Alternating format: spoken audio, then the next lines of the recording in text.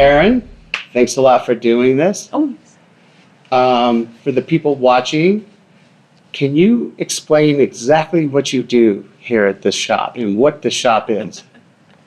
well, my name's Erin, and this is Cemetery Pulp, the only hybrid oddities and comic book shop in Vegas. I do everything. I make all the art. I do all the taxidermy. I'm just a resident weirdo. What got you into this? What was your childhood like? Were you always into wild and weird, interesting things, or was that something where you went, oh, I'm tired of being normal, so to speak, normal in quotations? Right. I don't think I was ever normal, quotation, so to speak.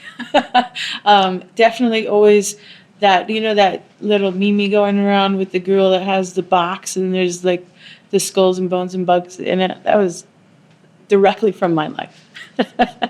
But that's how I grew up. I just always had an affinity with like bones and rocks and skulls and things like that. And it just grew from there. When I got older, I started a taxidermy apprenticeship here in town. And then I realized, wow, they waste about 90% of the animal. And that really bummed me out. To me, I think if this is going to be an art, every part of the body should be used, or at least as much as you can, Obviously, like guts and things like that can't be used. But the skull, the skeleton, the skin, the organs, like everything else can be used. But traditional taxidermists, not only do they not have time, that's just not in their wheelhouse. It's just not what they wanted to do. So I would, and when they would go hunting, they would hunt massive amounts of the same animal in one weekend and come back with a truck full of bobcats or a truck full of peacocks. And it would just, the panic attacks were wild. That's like the beginning of Erin having panic attacks. I was just like, I don't know what's happening to my body. But it was just such a strong reaction to seeing so much death. And then we would process the animals, and it was literally just the fur and maybe a claw, maybe a tooth, and the rest would go in the garbage. And I just spent so much time in the garbage. And they would be like, can you not work here anymore? So that was my end of being a traditional taxidermist. And from there on, I just started to use everything because that's what that animal deserved. Whether it was killed on purpose or killed on accident, all of the parts of that animal that can possibly be used should be used. And that's what we do here. So you're an animal lover, which Absolutely. a lot of people might see a taxidermist or some of the skulls that you have of animals and think, oh my God. The opposite, you're right. Did you have a lot of pets growing up? Or? No, I didn't have a lot of pets growing up. Just the usual, a dog. But now that I'm older, I have a rescue, and I rescue animals all the time. And it's my favorite thing to do. But yeah, it's definitely something that, pushes me forward to make sure that all the animals that are here as art are represented properly. So you were an apprentice for a taxidermist, and you said you left that. What was the next steps to getting the store? A lot of people will remember me. I used to have a table at the dive bar, actually, by the toilets. I would have all my art just sitting by the toilets, and I would sell my things there, and that's how I started. And then slowly started doing other events and other markets, and eventually here. Were there a lot of hurdles? Obviously, there's quite an extensive amount of artifacts and art here. Right. Were there hurdles getting investors for a business venture like this? There weren't hurdles because they all said no. Oh, wow. So we said, screw it, we're going to do it our own way. When you go to anybody and you say, I'm going to start an oddity and comic book shop, everyone that is of normal is going to go, you're going to do what? You want to do what? So definitely realtors, investors, things like that, no one understood. No one understood the vision. But the way my business partner and I saw it, there are so many couples that, go shopping together, and one is having a great time and one is just kind of there. And here, there's something for everyone. And definitely all people can enjoy it here. Whether even if you don't like taxidermy, you don't like weird things, there's tons of books, tons of comics, tons of antiques, If anything, just come say hi to the snakes, There's something for everyone. How did you, so we talked about taxidermy. Yeah. How did you go about cultivating the other oddities that you have in here? Do you have people that come to you, or do you go on trips, or do you search the internet? What's the process for finding the cool things that you have in here? All of the above. We know a lot of taxidermists now all around the country, and they kind of know us, and they know that we don't like to waste, so they'll be like, hey, I also don't want to waste. So they will, put things in trash bags and freeze them and put them in boxes and send them to us. So there's a lot of wet specimens and things like that, and roadkill that they can't use because it's not of good quality, but I can totally use as an art piece, or, making a doll or something like that. As far as like the antiques and things, we look everywhere. So we'll look on the internet, we'll make trips to other states, estate sales, and some people do come in and say, hey, I have this weird thing and I don't want it anymore. So it's a little bit of everything. Do you make some of the dolls? I make everything. You make everything? I make everything. What's the process? It looks like sometimes you use taxidermy, and then I'm looking at one right now, and it looks like a wedding dress. Right. Where does the inspiration for that come from? It's really just being a weird kid, and you wouldn't get it unless you're a weird kid. It's mostly just not wanting to waste. The woodchuck, she's a roadkill, and so a big portion of her body was not salvageable. It was just squish. But the head was very much usable. So, I just find antique dolls and just snip the head off. It's normal, right? Almost like a Frankenstein swap. Absolutely. Frankenstein of the shop. There you go. You have a snake. We have lots of snakes here. You have lots of snakes. Yes. Can you go into detail about how many you have and what they are and what they mean to the shop? They're really just my friends. They've all come to us for all different reasons. Meaul is my oldest snake. He's a 22-year-old ball python. He's just here because, he's a great guy, and I work 7 days a week. So the old man has to come with me every day. But the other snakes, they're all, again, rescues. Eddie was left in an apartment building for a really long time because a girl was very scared of her boyfriend's snake, and that guy left.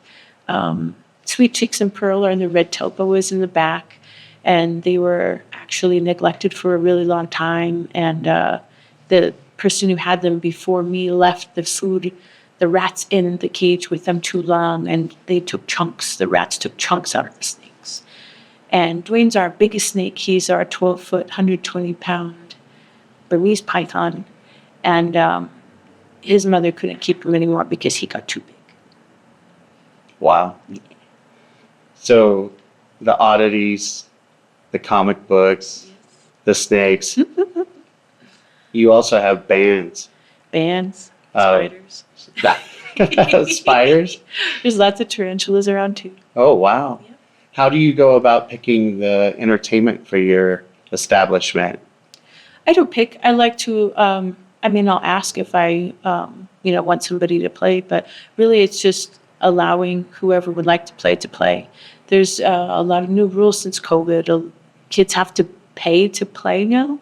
That's wild to me. That wasn't a thing before COVID. A lot of things are different. So I just wanted to make it, a little small space for the kids so they don't have to play at the park or play in the ditch like we did when we were younger. They can just play in the corner over here. What was it like growing up? Did you grow up, you said you grew up in Vegas, is that? No, grew up in Henderson. Henderson. Can you describe your childhood a little bit more? It was fairly normal, but pretty religious. I grew up with a religious family, so that was weird.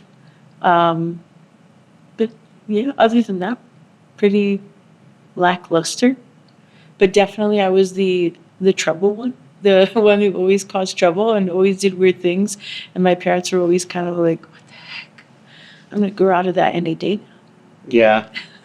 And how do your parents respond to what you're doing now? They're cool with it. I mean, it's been 44 years, so it's like, it's just we'll let her do it. You let her do it and you support her. Right. And obviously, you got a great place here, so they got to be proud of you. Right. You know, yeah, I would imagine so. Yeah. Halloween's coming up.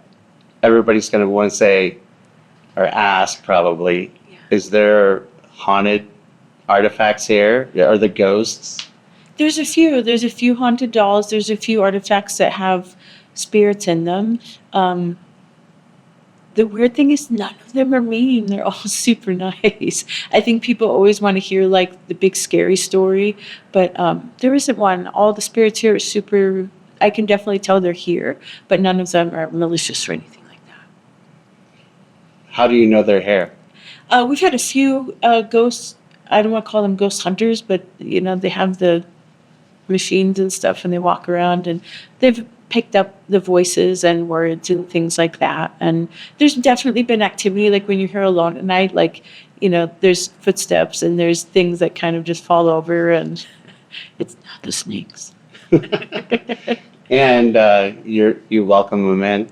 Oh, absolutely. Absolutely. Yeah, I would assume so. If you welcome animals that had a bad ending, you would invite everybody in. Right, right. Really As long nice. as they're super chill, why not? Yeah.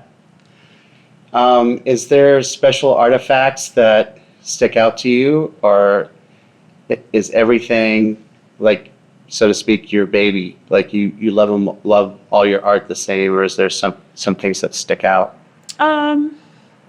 I don't know. I've been doing it for so long. I love it, but I want someone else to love it more. So I try not to get too attached. I really love the uranium glass. That's my favorite. I really love the taxidermy dolls. It's hard to not love everything, I guess. But as far as getting attached to them, I try not to. That is great. If there's some things that you could tell people about misconceptions about what not only you do as a taxidermist, but other people, what would that be? I'm not sure. Say it a different way. So we talked about earlier that people think that taxidermy is maybe mean to animals, Right. or something along those lines. Right. Could you elaborate on some of the misconceptions about it? In a way, they're not wrong. In a way, traditional taxidermists, there is a lot of waste, and I don't agree with it. As far as what's done here, we try as hard as we can to make things as ethical and make sure that nothing is wasted. And even so much that we'll go to the pet stores and we'll hit up the vets and we'll, just to make sure that, little things that have died from whatever cause, like they don't just get thrown away. You know what I mean? Mm-hmm. So as far as traditional taxidermists, they might not be wrong. But the cool thing is there really is an art form to taxidermy that if you haven't watched a taxidermist before, there's a lot to learn from. I don't think they realize behind the fur is just styrofoam.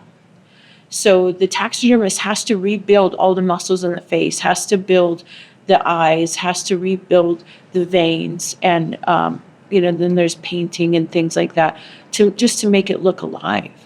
So there's a lot of artwork. There's a lot of genuine artwork in traditional taxidermy that people don't realize. And even to this day, I still appreciate it so much. What was the first day showing up, being an apprentice like? Oh, so smelly. I don't think I ate meat for like 6 months because it all smells the same. Yeah. It all smells like roast, like slow cooker roast. You're just like, oh, bro. Yeah, lots of smells, lots of blood. Not too much guts. Like if you get guts, you've fucked up. But it's definitely a learning curve, and the smell and the goo, you just kind of get used to it over time. But weirdly enough, like picking up roadkill's grosser. Yeah. Yeah. Just because sometimes there's maggots, sometimes it's squished, sometimes guts are falling all over your car. A day in the life. How long does it take to pass the apprenticeship? I think it's per taxidermist, I think it's usually about a year, but they definitely, especially if it's during the season is when like most of the hunters will go hunting, and then the taxidermist is just flooded with a certain type of animal, usually deer, elk, or something like that. So they have no choice other than to just throw them in the mix and say, do that,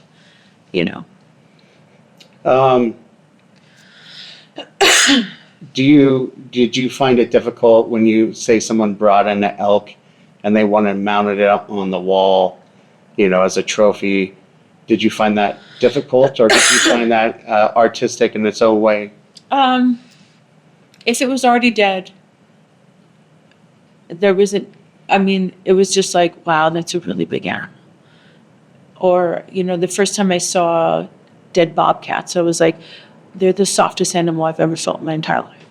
And then so you kind of feel like a sadness in that way. The thing that really was upsetting is that the city would bring in animals that they didn't know what to do with, possums and things like that, and just take them to them live. And then like their kids would go and shoot them in the backyard. That's what really like did my head in. It was like, I'm out. I'm actually out right now. Wow. That was too much for me. Yeah.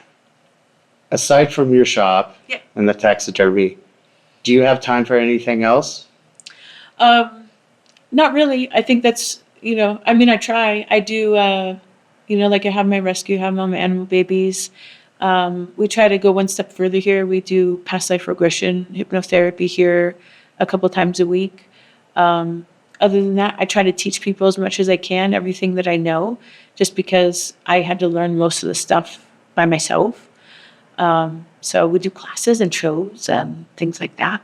So, What kind of people do you get in the classes? Do you get young kids like that you see yourself when you're that age? Do you go, oh, yeah, I see what's going on here? it's a little bit older than young, not like little kids, but, definitely like in their 20s-ish and older. And you can tell they definitely have the want to make art.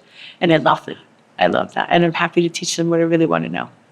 What is a typical class or course?